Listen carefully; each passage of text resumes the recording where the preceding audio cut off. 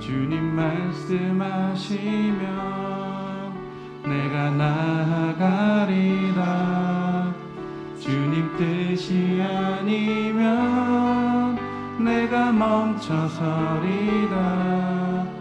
나의 가고 서는 것 주님 뜻에 있으니 오 주님 나를 이끄소서. 주님 말씀하시면 내가 나아가리라. 주님 뜻이 아니면 내가 멈춰서리라. 나의 가고 서는 것 주님 뜻에 있으니 오 주님 나를 이끄소서. 뜻하신 그곳에 나 있기 원합니다.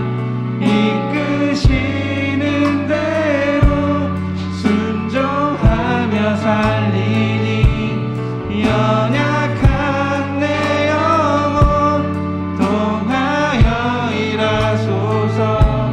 주님 나라와 그 뜻을 위하여 뜻하신 그곳에 나 있기 원합니다. 이끄시는 대로 순종하며 살리니 연약한 내 영혼 통하여 일하소서. 주님 나라와 그 뜻을 위하여 오 주님 나를 이끄소서. 한 번 더 찬양하시겠습니다. 주님 말씀하시면 내가 나아가리라. 주님 뜻이 아니면 내가 멈춰서리라. 나의 가고 서는 것 주님 뜻에 있으니 오 주님 나를 이끄소서. 주님 말씀하시면 내가 나아가리라. 주님 뜻이 아니면 내가 멈춰서리라. 나의 가고 서는 것 주님 뜻에 있으니 오 주님 나를 이끄소서. 뜻하신 그곳에 나 있기 원합니다. 이끄시는 대로 순종하며 살리니 연약한 내 영혼 통하여 일하소서. 주님 나라와 그 뜻을 위하여 뜻하신 그곳에 나 있기 원합니다. 이끄시는 대로 순종하며 살리니 연약한 내 영혼 통하여 일하소서. 주님 나라와 그 뜻을 위하여 오 주님 나를 이끄소서. 아멘. 주님의 부르심엔 항상 그 뜻이 있습니다.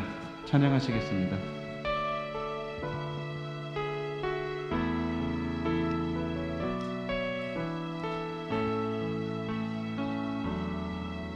하나님의 부르심에는 후회하심이 없네. 내가 이 자리에 선 것도 주의 부르심이라. 하나님의 부르심에는 결코 실수가 없네. 나를 부르신 하나님의 신실하심을 믿네. 작은 나를 부르신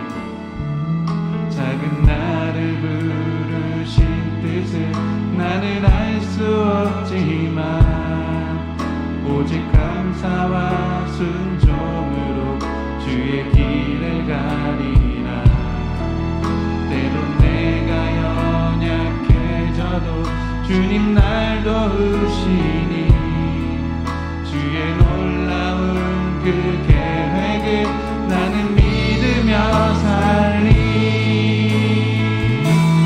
날 부르신 뜻 내 생각보다 크고 날 향한 계획 나의 지혜로 증명 못하나 가장 좋은 길로 가장 완전한 길로 오늘도 날 이끄신 믿네. 한 번 더 찬양하시겠습니다.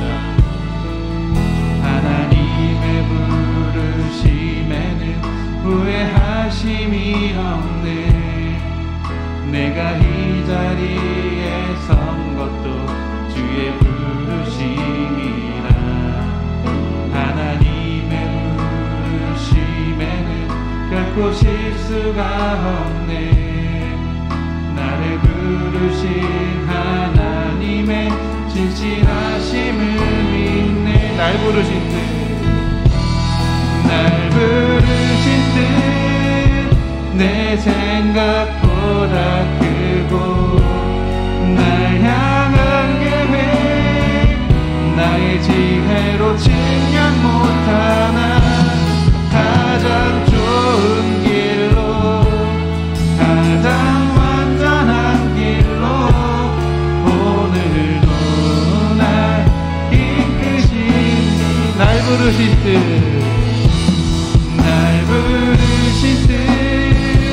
내 생각보다 크고 날 향한 계획 나의 지혜로 증명 못하나 가장 좋은 길로 가장 완전한 길로 신실하신 주를 찾아. 날 부르신 뜻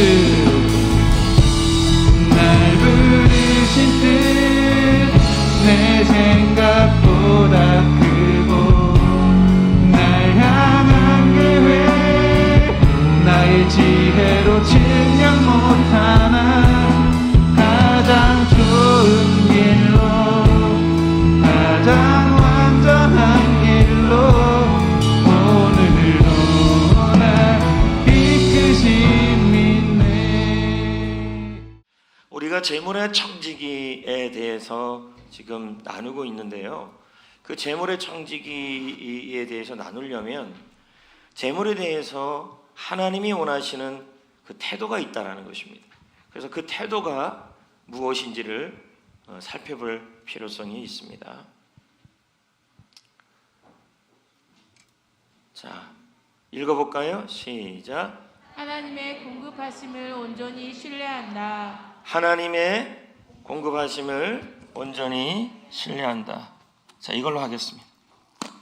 뜯는 거 보세요, 그냥 여러분. 이거 안 되겠어요, 아무래도. 좀 멋있게 좀 해보려고 그랬더니 안 돼요.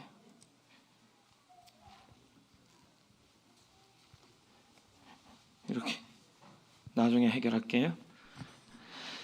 자, 여기 보면 사람들이 걱정하는 게 세 가지가 있다고 지금 나오고 있죠.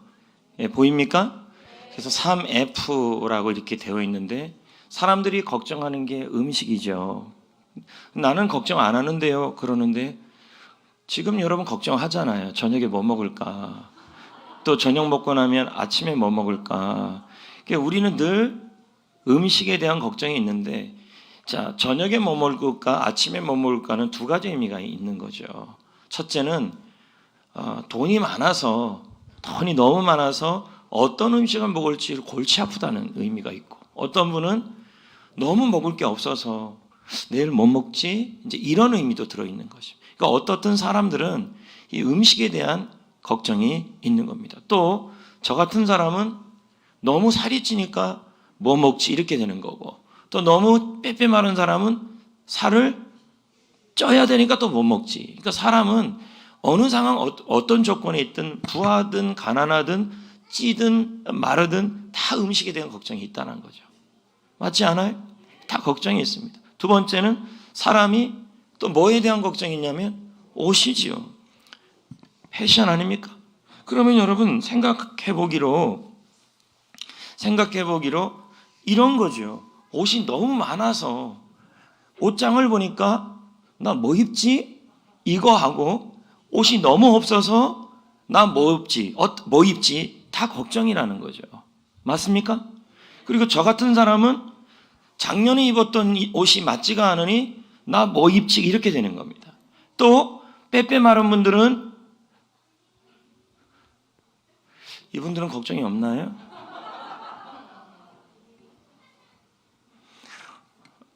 어떻든 마른 것이 좀 이렇게 근육줄로 보여야 되니까 또 그런 옷이 뭐가 있냐 하면서 사람은 걱정한다는 거죠.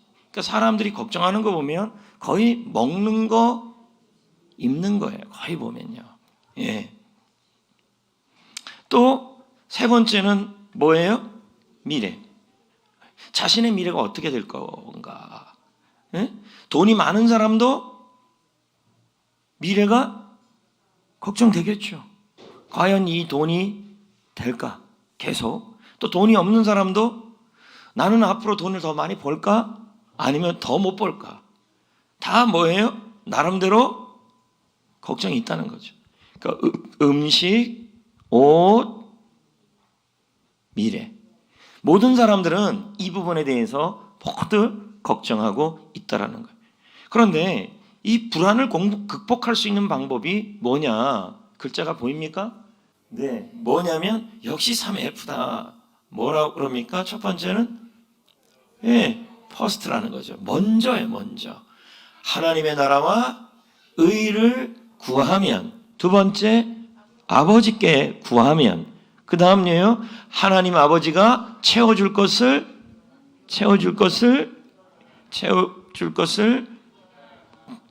맞네요. 미음이 올라가고 디귿이 내려오면 믿어야 한다. 이렇게 되는 것이죠. 맞습니까?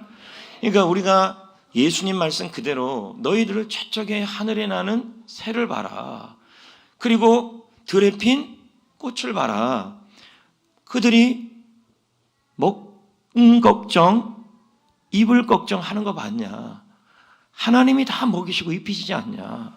너희들은 이들보다 더 귀한 하나님의 자녀들이 아니냐? 그러므로 너희들 무엇을 먹을까 입을까 하지 말고 먼저 하나님의 영광과 나라를 위해 구하면 아버지께서 모든 것을 더하여 주신다.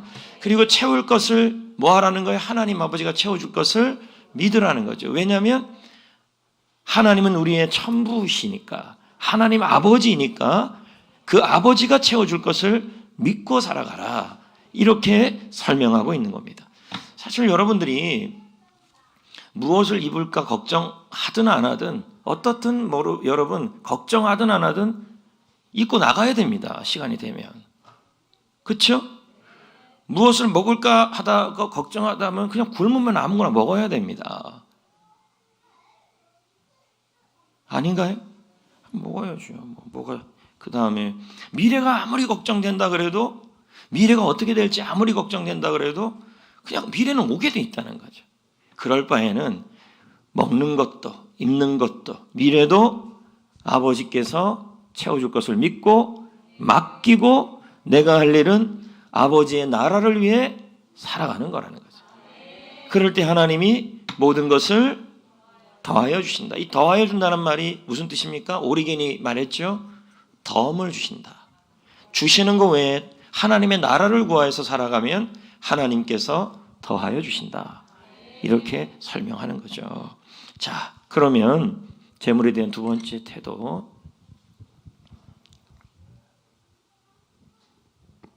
네. 읽어보. 이거 한 거 아니에요?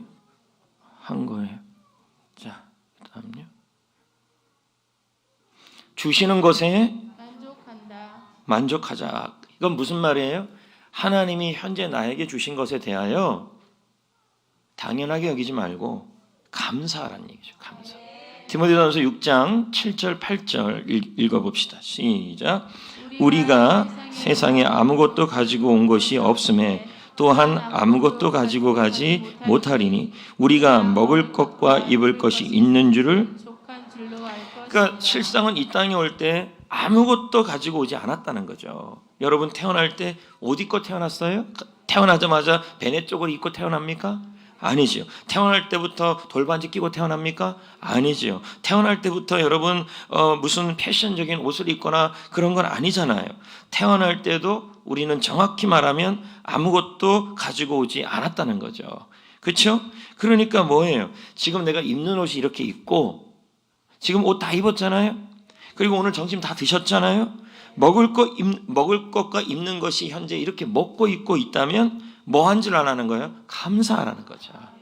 감사하라는 거죠. 이게 재물에 대한 태도라는 거예요. 하나님 앞에 우리가 기준을 세워야 될 게 뭐냐면 다른 기준이 물론 이제 다음 주에도 나오는 얘기지만 심리학에서는요 사람이 비교하는 부분에 있어서 위쪽으로 비교하게 되면 자꾸만 불만족해요. 나보다 나은 거. 그러면 행복해지려면 어떻게 해야 된다? 어떻게 하냐면 나보다 못한 걸 비교해야 된다 그래요. 그러면 지금 못한 게 뭐예요? 내가 태어날 때 빈손으로 왔다. 내가 태어날 때 아무것도 입고 있지 않았다. 내가 태어날 때 그 어떤 것도 갖고 있지 않았다. 그런데 내가 지금 옷을 입고 있네. 그리고 내가 지금 먹을 게 있네. 그리고 내가 지금 잘 곳이 있네. 그럼 뭐예요? 내가 과거에 아무것도 없었던 거와 비교한다 그러면 지금 나는 뭐가 돼요? 감사가 나온다는 거죠. 이게 심리학에서는 뭐라 그러냐면 하향 비교라 그래요. 이거 다음 주에 내가 설교 시간에 나오는데요. 하향 비교라 그래요. 그래서 사람이 행복해지려면요 위에 거랑 비교하지 말라. 나는 저 사람이 갖고 있는 옷이 없네. 나는 저 사람이 입은 옷이 없네. 나는 저 사람이 먹고 있는 걸 못 먹고 있네. 자꾸 그거랑 비교하면 불행해져요. 근데 여러분 우리는 뭐와 비교하냐면 태어날 때부터를 비교해보라는 거죠. 아무것도 없었다. 응? 옷이 있었나요? 없었죠. 지금 옷을 입고 있잖아요. 예? 저도 지금 몇 주째 이 옷을 입고 있는데 이유는 하나예요. 맞는 옷이 없어서 이런 거예요. 지금요. 안 맞아가지고. 조금만 좀 들어가면 이제 작년 여름께 맞겠죠. 올해 좀 쪘기 때문에 이런 거죠. 그러면 저는 지금 옷을 입고 있으니 감사한 거고 여러분도 뭐예요? 옷을 입고 있으니까 감사한 거고 그렇게 비교를 할 때 아래쪽과 비교하라는 얘기죠. 그럴 때 뭐가 나와요? 감사가 나온다. 그러니까 여러분 제가 오늘 3부 예배 때도 그런 말씀을 했어요. 감사의 반대는 뭐냐면 불평이 아니에요. 뭡니까? 당연히 여기는 거예요. 당연하게 여기는 거예요. 나에게 있는 거 내가 주는 것을 당연하게 여긴 것이 하나도 없고 다 하나님의 은혜인데 그걸 당연하게 여기니까 뭐가 돼요? 불평이 되는 거죠. 여러분 우리는 태어날 때 아무것도 갖고 태어난 사람들이 아니죠. 예? 그리고 아무것도 입고 태어난 사람들이 아니죠. 그러니까 내가 지금 먹고 있고 마시는 것이 있다면 그것은 우리가 감사해야 될 일이라는 거예요. 당연하게 여기지 말고 전도서 5장 10절 또 읽어봅시다. 은을 사랑하는 자는 은으로 만족하지 못하고 풍요를 사랑하는 자는 소득으로 만족하지 아니하나니 이것도 헛되도다. 네, 그러니까 은을 사랑하고 옷을 사랑하고 돈을 사랑하고 이런 사람들은 그걸 갖고 뭐가 없다는 거예요? 만족이 없다. 그러니까 뭐예요? 자꾸 위에랑 비교해서 그래요. 더 많이. 이 사랑한다는 말은 얻으려고 하는 거죠. 더 많이 더 얻으려고 하니까 만족이 없는 거죠. 근데 여러분 우리의 비교 대상이 위가 되지 마시고 내가 지금 없었던 것이 생겼구나. 내가 지금 내가 가지고 누리고 있는 것들이 하나도 당연한 것이 없다. 다 받은 것이다 라고 생각할 때 이 재물에 대해서 우리는 뭐가 되냐면 감사가 된다는 거죠. 감사가 되고 만족이 된다. 계속 그 같은 얘기죠. 10번도 한번 볼까요? 시작. 하나님의 공급에 대하여 감사한다. 네, 결국은 여러분 하나님이 허락해야 채워져요. 이런 게 있잖아요. 예전에 제가 읽은 책에 보니까 학생이 공부를 열심히 해요. 그런데 인생이라는 게요, 나의 최선만 갖고 되지가 않아요. 내가 최선을 다해도 하나님이 도와주는 플러스 알파가 있어야 돼요. 그럴 때 일이 되어져요. 하나님의 공급이 하심이 있음을 믿고 감사하고 공급에 대하여 감사하라는 거죠. 자, 여러분 취직 준비를 하고 또 직장 생활을 하고 가정 생활을 하고 셀 생활을 하더라도요, 여러분 내가 열심히 다해서 최선을 다해서 얻어지는 것도 있지만 하나님이 공급해줘야 풀려요.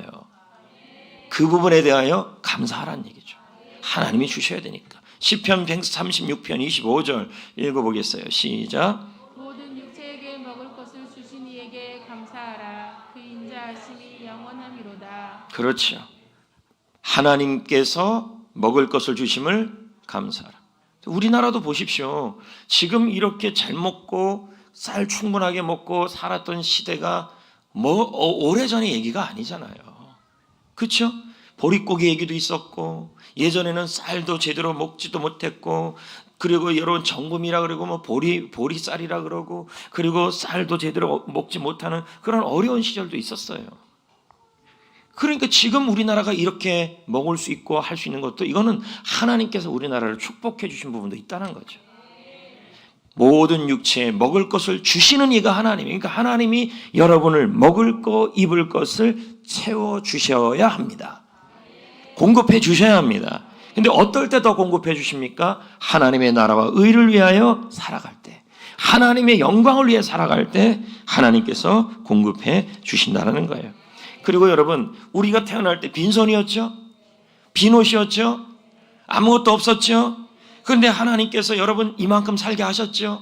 그리고 조금 누리게 하셨죠? 먹을 것도 있게 하셨죠? 그래도 여러분 태어날 때보다는 뭔가는 좀 갖고 있지 않습니까? 그렇다면 뭐 해야 돼요? 그 모든 것으로 하나님께 영광 돌려야 돼요. 자, 볼까요? 시작. 나와 내 백성이 무엇이기에 이처럼 즐거운 마음으로 드릴 힘이 있었나이까. 모든 것이 주께로 말미암았사오니 우리가 주의 손에서 받은 것으로 주께 드렸을 뿐이니이다. 우리가 이웃에게 물질을 나누고 선교사에게 물질을 섬기고 그리고 교회에다가 헌물을 하고 또 어려운 이웃을 섬기는 거, 그게 다 뭐라는 거예요? 주의 손에서 받은 것을 드리는 거라는 거죠. 여러분에게 건강을 주시니까 일을 할 수 있는 거고, 여러분이 만약에 누워 있다면 직장 생활 못 하는 거죠. 여러분에게 건강 주시니까 일할 수 있는 것이고, 여유가 있으니까 그 일도 할 수 있는 것이고, 그러니까 그 일을 하도록 주님께서 건강 주시고 여건 주셔서 환경 주셔서 그렇게 했어요. 그래서 하나님의 은혜로 우리가 월급도 받고 뭐도 받고 받았어요. 그러니까 받은 것을, 하나님께서 손에서 받은 것을 가지고 우리는 뭐 하는 거예요? 드리는 거라는 거죠. 예? 이런 일이 있었어요. 재정적으로 아주 어려운 목사님이 계셨어요. 근데 그 목사님께 전화가 한 통이 걸려왔어요. 근데 전화를 건 분이 누구냐 했더니 그 교회 시무 장로님의 사촌 동생의 아내예요. 좀 복잡한데, 시무 장로님의 사촌 동생의 아내인데 전화 내용이 이래요. 목사님, 저는 목사님 교회 시무 장로 아무개의 사촌 동생의 처예요. 제 남편이 병이 있었는데 얼마 전에 소천했어요. 근데 유언을 남겼어요. 근데 그분이 이 장로님한테 10억을 남겼어요. 제가 직접 전화 드려도 되는데 이 시무 장로님이 심장이 너무 약해요. 그래서 이 얘기 10억 받았다는 얘기 들으면 기절할까봐 대신 말씀해 주세요. 이렇게 얘기를 한 거예요. 그래서 목사님이 곰곰이 생각하다가 장로님에게 전화를 걸어서 이렇게 말했어요. 장로님, 혹시 장로님에게 10억이 생긴다면 어떻게 하시겠어요? 이렇게 물은 거예요. 그래서 장로님이 즉각적으로 대답을 했어요. 네, 목사님, 그 돈 전체를 교회 헌금으로 드리겠어요. 그 순간 목사님이 심장마비로 죽었어요. 네. 자, 지금 이해했나요? 이 얘기를요? 목사님이 심장이 약했다는 거예요. 심장이 약했다.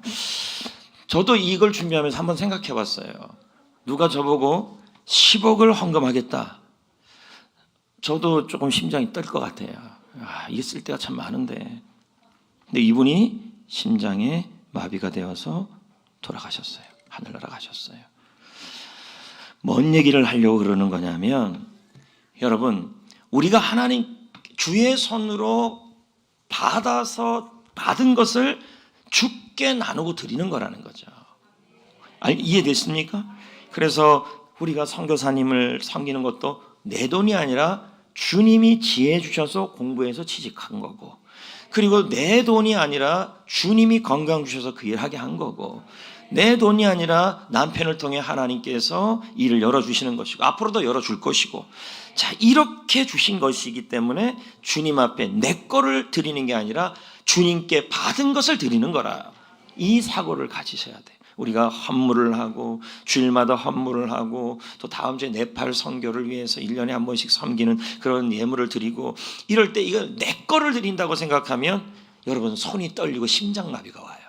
지금 이분처럼 내 거라가 아니라 주께 받은 것을 당연히 주님 앞에 나눕니다.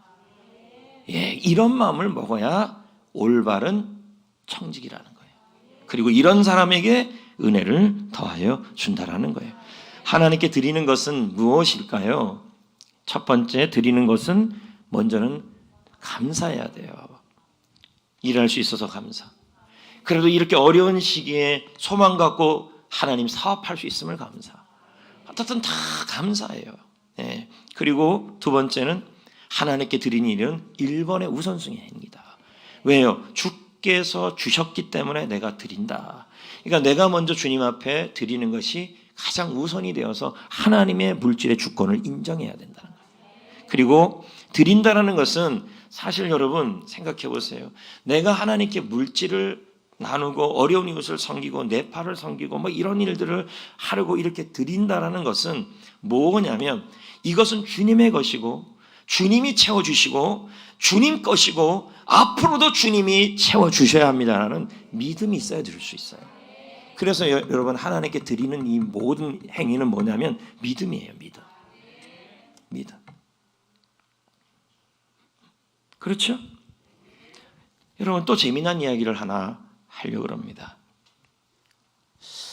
어떤 가족이 하나님께 이 물질을 드리고 예물을 드리는 일이 너무 아깝다는 이 개념 없는 얘기를 한 가족들이 있었어요. 그래서 이제 이런 얘기예요. 어느 주일날 가족이 예배를 마치고 4명이 승용차를 타고 집으로 돌아가고 있었어요. 근데 운전하는 중에 아버지가 이렇게 말했어요. 오늘 설교 못 들어주겠어. 내용도 없고 길고 거기다가 왜 그렇게 소리를 질러? 지금 웃는 분은 저보고 하는 얘기겠죠.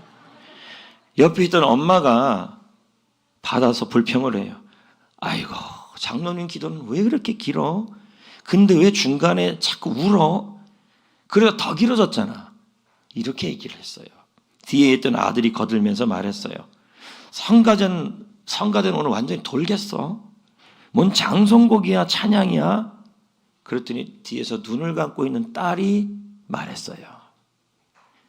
1,000원짜리 지폐 한 장 내고 이 추위에 따뜻하게 그 정도 관람했으면 됐지. 뭐가 그렇게 말이 많아? 뭔 말인지 이해되시겠어요? 정말 개념 없는 거죠. 하나님께 우리가 예배를 드린다는 것은 관람하는 게 아니에요. 그리고 이 친구들은 지금 이 사람은 이 딸은 뭐라고 생각하냐면 헌금을 관람료라고 생각한 거예요.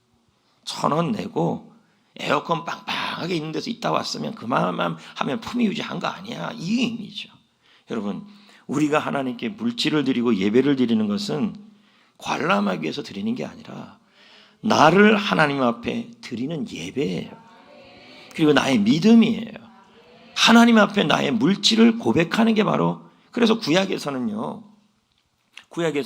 지난번에도 말씀드렸지만 제물을 드릴 때에는 본인이 재물이 될 수 없으니까 어떻게 해요? 흠이 없고 깨끗하고 순전한 양과 염소에다가 안수기도를 하고 그 재물을 자기 대신으로 드려요. 그러면 그 재물의 모습이 바로 뭐예요? 나의 믿음이고, 그 재물의 모습이 바로 뭐예요? 내가 하나님을 대하는 태도라는 거죠. 마찬가지죠. 우리가 원래 헌금 시간에 어떻게 해야 되냐면, 다른 교회들 같은 경우는 예물 드릴 때 이렇게 해요. 다 일어나요. 그리고 뒤에서 예물을 갖고 들어올 때 다 일어나서 찬양을 부르며 들어와요. 주님, 내가 여기 있사오니. 그 예물이 품위 유지가 아니라 그 예물이 나의 재물이고 나의 믿음이고 나 자신이고 나를 하나님께 드리는 겁니다. 그래서 나 자신을 보십시오. 나를 드립니다. 그러면서 헌금은 예배 시간에 가장 중요한 예배 행위라고 얘기를 해요. 여러분이 하나님께 드리는 그 모습이 예물이 많고 적음의 모습이 아니라, 이왕이면 제가 훈련할 때도 그 얘기하잖아요. 하나님께 예물을 드리는데 그냥 꼬깃꼬깃해서 이렇게 드리는 거, 여러분 성경에 흠이 없고 순전한 것을 드리라 그랬는데, 여러분이 예물 드리는 모습, 그리고 예물 드리는 그 행위, 그게 바로 여러분의 믿음이에요. 그래서 제 기억으로도 그럽니다. 헌금위원들이 저 뒤에서 헌금함을 갖고 들어올 때 성도들이 다 일어나요. 왜 일어나요? 지금 내 믿음이 앞으로 가고 있습니다. 내 믿음을 주님께 드립니다. 나를 드립니다. 주님, 내가 여기 있사오니. 그 찬양을 부르는 거죠.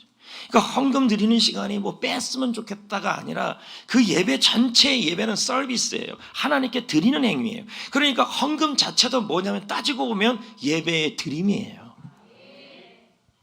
그래서 헌금위원들이 들어오면 전 성도들이 다 일어나서, 주님, 나의 믿음을 받으시옵소서. 나의 믿음이 지금 주님 앞에 갑니다. 이렇게 드린다는 거죠. 믿음은, 하나님께 드리는 것은 믿음의 행위다. 할렐루야. 그 모습이 있다는 거죠. 그러니까 여러분, 하나님 앞에 물질의 주인이 하나님을 인정할 때, 하나님은 그 사람의 믿음 위에 은혜를 부으시고 길을 열어주시는 거죠. 오늘 여기까지. 아닌데 40분도 안 됐네요. 네, 다음도 봅시다. 재물의 바른 관리, 청지기의 경제 관리. 뭘 피하래요? 물질주의를 피하라. 잠언 30장 7절에서 9절 시작. 내가 두 가지 일을 주께 구하였사오니 내가 죽기 전에 내게 거절하지 마옵소서. 곧 헛된 것과 거짓말을 내게서 멀리하옵시며, 나라 가난하게도 마옵시고 부하게도 마옵시고 오직 필요한 양식으로 내게 먹이시옵소서. 혹 내가 배불러서 하나님을 모른다 여호와가 누구냐 할까 하오며, 혹 내가 가난하여 도적질하고 내 하나님의 이름을 욕되게 할까 두려워함이니이다. 자, 이 얘기는 뭐냐면, 우리가 하나님을 위해서, 하나님 나라를 위해서 물질을 구하면서 구하지 말라는 의미가 아니에요. 이게 뭐냐면, 물질을 지나치게 사랑해서 하나님과 멀어질까 봐, 그리고 물질이 너무 없어서 가난해서 내가 도둑질할까 봐 그렇게 하고 싶지 않다는 의미예요. 그러니까 여러분, 기독교가, 유럽이나 선진국들이 배부르고 기독교가 평안해지기 시작할 때 교회를 찾는 사람의 수가 줄어들어요. 우리 주님은 우리에게 물질의 복을 주셔서 그 복으로 선교와 구원의 도구가 되기를 원하셔요. 그러니까 이 기도 자체가 물질의 복을 구해서 그 물질을 도구로 쓰라는 의미가 있는 게 아니라, 이 말씀은 뭐냐면, 다른 의미가 있는 게 아니라, 너무 물질을 사랑해서 문제가 되는 거예요. 사랑해서 하나님과 멀어질까 봐. 그러니까 이렇게 기도하시면 되겠죠. 주여, 내가 부하게도 마옵시고, 이렇게 기도하기보다는, 하나님 아버지, 나에게 물질의 은혜를 주시면 이 물질을 도구로 잘 쓰겠습니다가 되어야 돼요.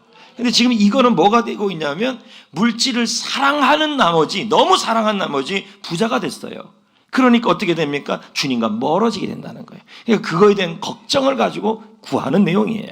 또 너무 돈이 없으니까 어떻게 됩니까? 가난하게 되니까 도둑질하게 되고 하나님의 영광을 가리게 될 수 있다는 거죠. 자, 그거에 대한 얘기예요. 그러니까 이것은 여러분에게 교훈을 주는 내용인 것입니다. 여러분, 아무튼 재물은 사랑할 대상이 아니다. 이건 아셔야 돼요. 재물을 사랑하게 되면 어떻게 돼요? 사랑하게 되면 궁극적으로는 비참해져요. 가난해도 재물을 사랑할 수 있고요. 부한 사람도 재물을 사랑할 수 있어요. 부자가 된 사람은 더 얻으려고 재물을 사랑하고요. 가난한 사람은 재물이 없으니까 더 재물을 사랑하는 거예요. 주님은 이걸 재물을 사랑하지 말라는 얘기예요. 재물은 사랑하지 말고 뭐 하라는 거예요? 도구로 쓸 수 있도록 기도하셔야 돼요. 사랑하니까 문제가 되는 거죠. 네. 그래서 이런 말이 있잖아요. 뭐요?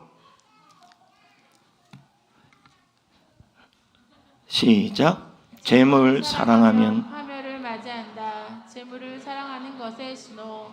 자, 재물을 지금 사랑하느냐 안 하느냐를 어떻게 할 수 있어요? 돈 때문에 지금 염려하고 돈 때문에 욕심이 생기고 돈 때문에 이기적이게 되고 돈 때문에 시기 질투에 빠지고 돈 때문에 만족하지 못한다면 지금 사랑하는 거예요. 예?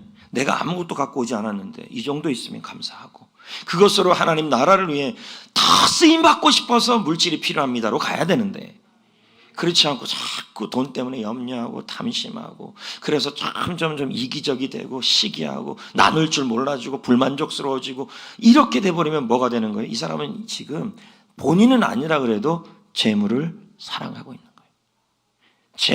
재물이 나의 주인이 되게 하지 말고 내가 재물을 종으로 만들어야 돼요. 이건 적을 때나 많을 때나 해요. 도스토옙스키가 말하지 않습니까?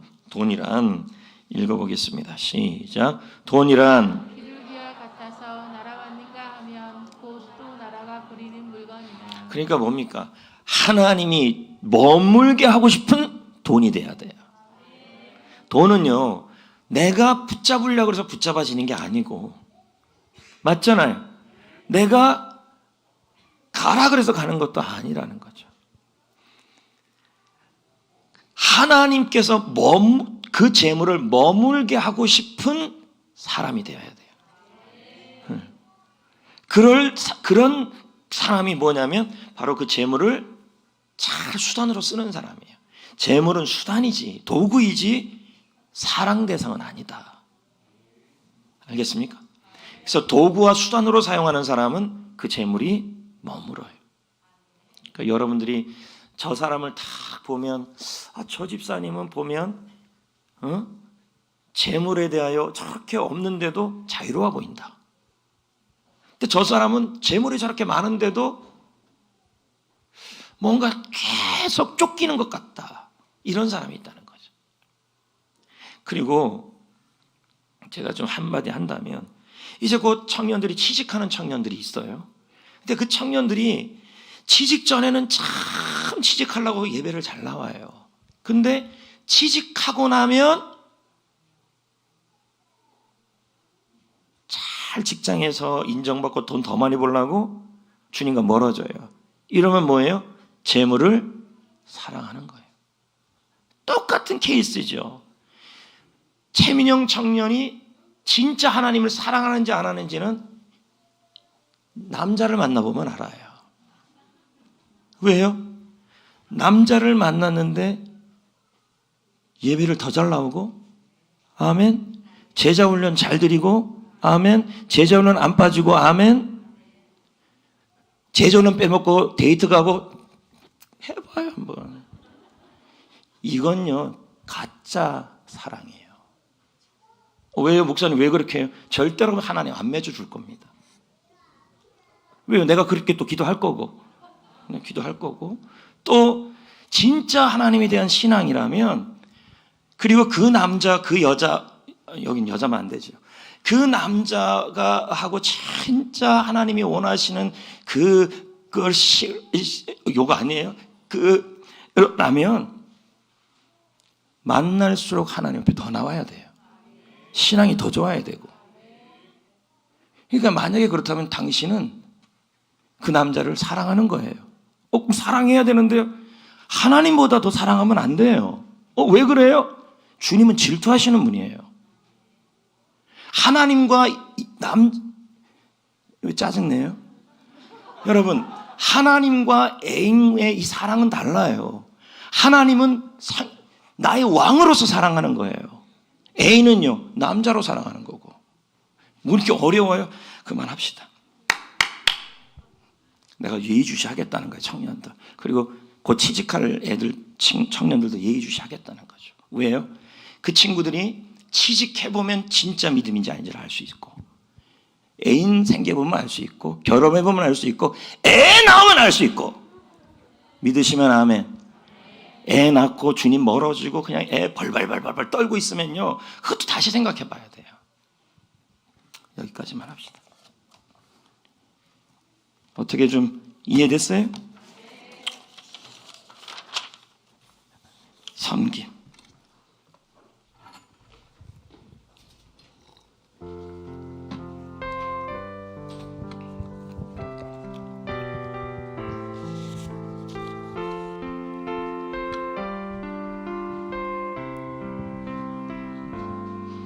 주님 걸어가신 그 길을 나도 따라갈 수 있나요? 주님의 십자가 그 무거운 짐을 나도 지기를 원해요.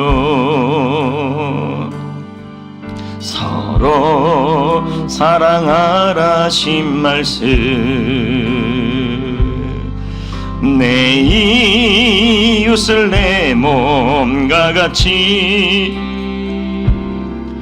기쁨과 슬픔을 함께 나누면서 주님의 뜻을 행하리. 연약한 나를 강하게 하시고 주님의 일꾼 삼으사 어려운 이웃을 섬기며 주님의 사랑 전하게 하소서. 마음을 열어 손 내밀어 모두가 형제 자매니 이 땅 위에 주님의 평화가 이루어지 연약한 나를 강하게 하시고 연약한 나를 강하게 하시고 주님의 일꾼 삼으사 어려운 이웃을 섬기며 주님의 사랑 전하게 하소서. 마음을 열어 손 내밀어 모두가 형제 자매니 이 땅 위에 주님의 평화가 이루어지 마음 열어 손 내밀어 마음을 열어 손 내밀어 모두가 형제 자매니 이 땅 위에 주님의 평화가 이루어지 기도하겠습니다.